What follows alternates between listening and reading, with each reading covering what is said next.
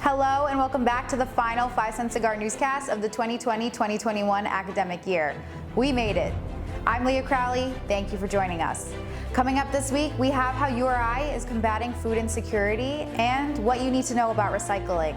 Plus, make sure you stick around for your Rhody Sports Corner.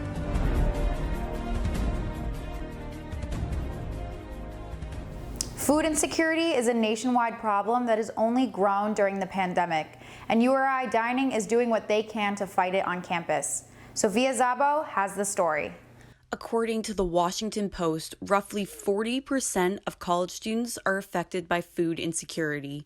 The Office of Outreach and Intervention at the University of Rhode Island offers services for students who are in need of help finding their next meal. One of these services is Share a Swipe for Hope, which is in partnership with URI Dining Services. Share a Swipe for Hope is designed to help students who might be food insecure. It removes some of the stigma of asking for help. The program allows for students to donate a swipe from their own meal plan to a student in need at the dining hall or over the URI Connect app. Usually these swipes are grab and go, which can be utilized at different locations on campus. It's a situation where if I'm a student and I have these on my meal plan, I can go in and I can go into any of the retail locations, and there are certain bundles that I can get for one of these swipes. So if I go to, say, the Ramsden and I go to the deli, I can get a sandwich, a bag of chips, and a beverage, and that's a grab and go. That's one of these flex swipes. As of April 16th, 755 meals have been donated this year, according to St. Germain. To be on the receiving end of one of these swipes, the student has to reach out to Dr. Jackie Tisdale at the Office of Outreach and Intervention. A student, I might find out that a student just needs to be assisted for maybe a week or two until their circumstances improve. And we take a look at how many number of meals would that student regularly need to access if they were on campus. And we'll go ahead and swipe over, or we'll transfer over that amount straight to their student ID card. There is no special card or ticket. The goal is that the students are able to access our halls and look like any other student that's going in there. Any URI student that is struggling with food insecurity can meet with someone from the Office of Outreach and Intervention to find help. A faculty member will sit down with a student in need, look over their financials, and discuss what programs they might be eligible for, such as SNAP benefits. The office will also point the student to on-campus resources such as Share a Swipe program or the Rhody Outpost.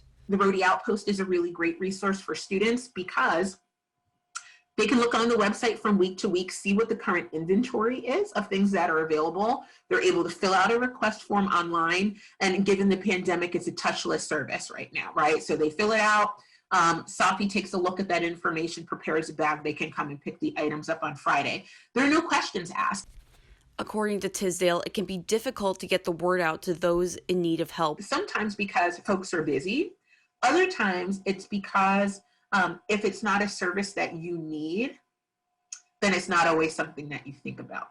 If you or someone you know is struggling with food insecurity, please reach out to the Office of Outreach and Intervention to see what services you are eligible for. Sophia Szabo reporting for 5-Cent Cigar News.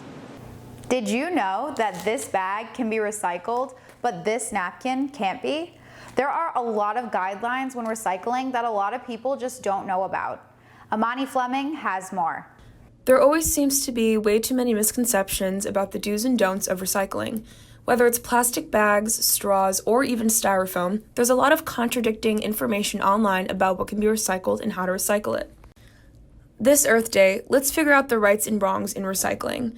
All information on URI's recycling policies can be found on the university's Facilities Operations homepage. You can always check the back of fridge staple products for those 3 recycling arrows. Paper boxes, plastic bottles like coffee creamer, and plastic Tupperware are all recyclable as long as they're washed clean beforehand. Plastic tubs of things like cream cheese and ice cream are also recyclable as long as there's no leftover food in them.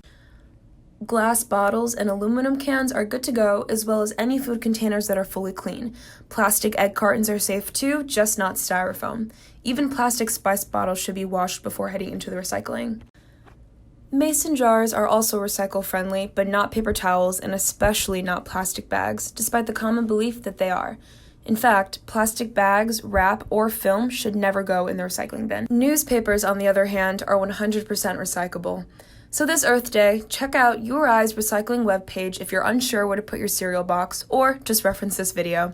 It takes one search on Google to avoid this, so do your part in keeping our campus and world as clean as possible. And now, over to Aniekan Okon with your Rhody Sports Corner. Hello and happy Earth Day, y'all. I'm Aniekan Okon, and this is your Rhody Sports Corner.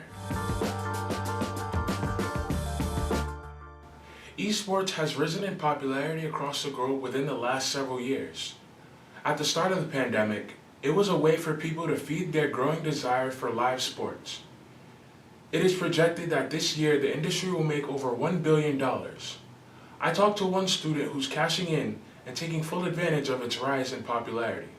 Meet Drew Cretella, a sophomore mechanical engineering student here at URI that has always had a passion for video games. Originally in high school, I was just kind of like the loner freshman in high school. I got introduced to the game that I play, Counter-Strike, right now when I was in my freshman year. Not too interested in sports or anything like that. So it really came from just my friends, just who I grew up with. We were super nerdy, super kind of like computer people. And as I grew up, I kind of understood that, man, maybe I can make a living off of this. And this makes me really, really happy. And it makes my friends happy. So I'm like, maybe I can go with this. So the game that Drew plays, Counter-Strike or CSGO, is a battle royale style first-person shooter game that pits two teams of 5 against each other with the objective of winning 16 rounds before the other team. the way that I got into the game is I used to be like a huge FPS person, like Call of Duty. That's a really, really common first person shooter. But then my friends started playing Counter-Strike and I was just really, really interested in it. Cretella has been playing Counter-Strike for the past 3 years and recently started vlogging about his experiences as a professional gamer. The Counter-Strike scene, it's not seeing a lot of new things. So I'm like, maybe I can start doing something a little different. Maybe I can start vlogging a little bit, telling my story.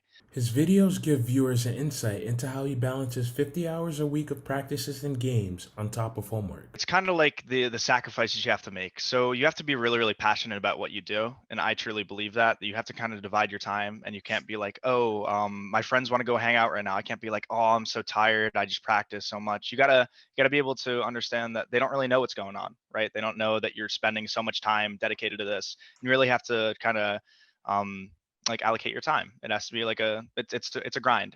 Recently, the grind has paid off. Cretella won $1,600 at the ESEA Season 36 main playoffs last month.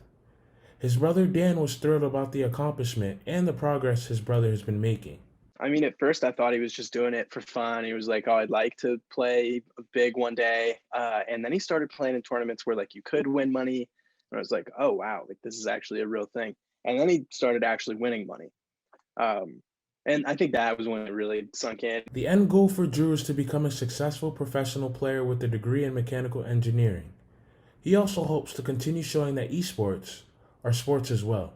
We're trying to achieve the same goal that any entertainer would, is that we're trying to show people and make them forget about their real life situation. We want to show them that there's good in the world and that you can find passion in anything. I'm excited to see, how he progresses even further, because he's only been going up ever since he started doing this. And I'm really proud of him, and I'm excited to see what he does next.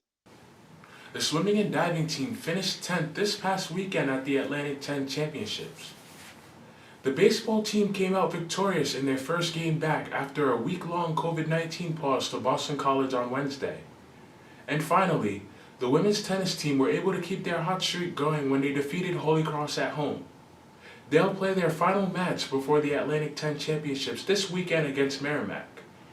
And that's it for this week's Rhody Sports Corner. I'm Aniekan Okon. According to URI's COVID-19 tracker, for the week of April 12th through April 18th, there have been 35 positive cases with a positive test rate of 0.78%. That's all we have for you this semester at the 5 Cent Cigar Newscast. Have a happy Earth Day and a happy summer. It has been my pleasure to serve as your newscast editor, and as always, stay safe, Rhody. Crowler is out.